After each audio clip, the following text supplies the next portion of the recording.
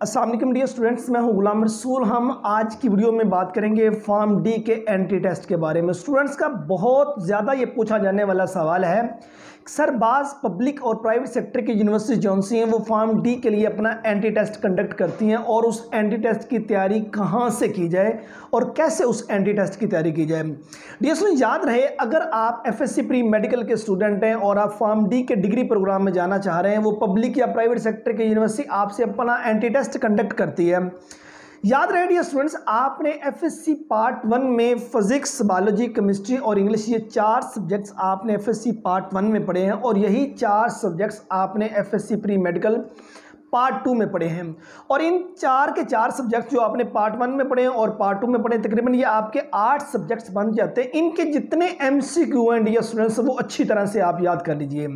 अब स्टूडेंट्स यहाँ ये भी सवाल करते हैं कि सर उनके एमसीक्यूज जो से हैं वो कहाँ से याद किए जाएँ। आपके लास्ट 5 ईयर्स बोर्ड्स के जो पेपर हैं, हलशुदा मार्केट में पेपर मौजूद हैं, वो पेपर पकड़िए, वहाँ से सारे एमसीक्यूज अच्छी तरह से डियर स्टूडेंट्स आप याद कर लीजिए।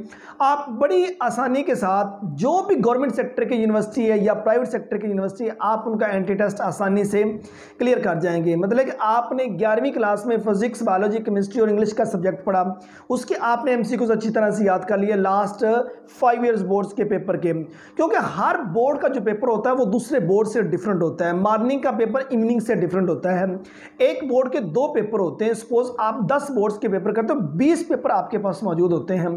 तो एक इतनी सी किताब के अंदर 20 पेपर 1 साल के डियर स्टूडेंट्स, 5 साल में कितने क्वेश्चन जो से वो बार बार रिपीट हुए होंगे। एमसीक्यूज के बाद अगर आपके पास वक्त मौजूद होता है तो आप इनके short question just 1 time read कर लीजिए, तो आपको फॉर्म डी का जो एंटी टेस्ट है वो चाहे कोई गवर्नमेंट सेक्टर की यूनिवर्सिटी कंडक्ट कर रही है, चाहे प्राइवेट सेक्टर की यूनिवर्सिटी कंडक्ट कर रही है, आपको किसी किस्म का इशू नहीं रहेगा। अगर आप अच्छा नंबर हासिल करना चाहते हैं ना ये फॉर्म डी के एंटी टेस्ट के अंदर, तो डियर स्टूडेंट्स आप 7 शॉर्ट क्वेश्चन भी कर लीजिए, शॉर्ट क्वेश्चन भी कर लीजिए।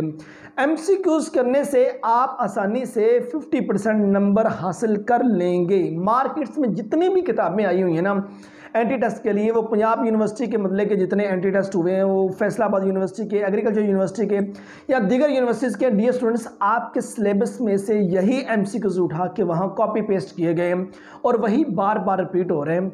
तो इसका बेहतरीन हल यही है, 11वीं 12वीं क्लास के जो हलशुदा पेपर हैं उनके एमसीक्यूज पढ़िए, और वक्त मजीद आपके पास हो तो शॉर्ट क्वेश्चन रीड कर लीजिए। अदरवाइज एमसीक्यूज इनफ हैं और आप आसानी से इनके जो एंटी टेस्ट है वो क्लियर कर जाएंगे। उम्मीद करता हूँ कि आज की वीडियो जिसमें हमने फॉर्म डी के एंटी टेस्ट के सिलसिले में बात की, ये वीडियो आप स्टूडेंट को अच्छी लगी होगी। नेक्स्ट वीडियो में मिलते हैं। अपना बहुत सारा ख्याल रखिएगा। फी अमानिल्लाह।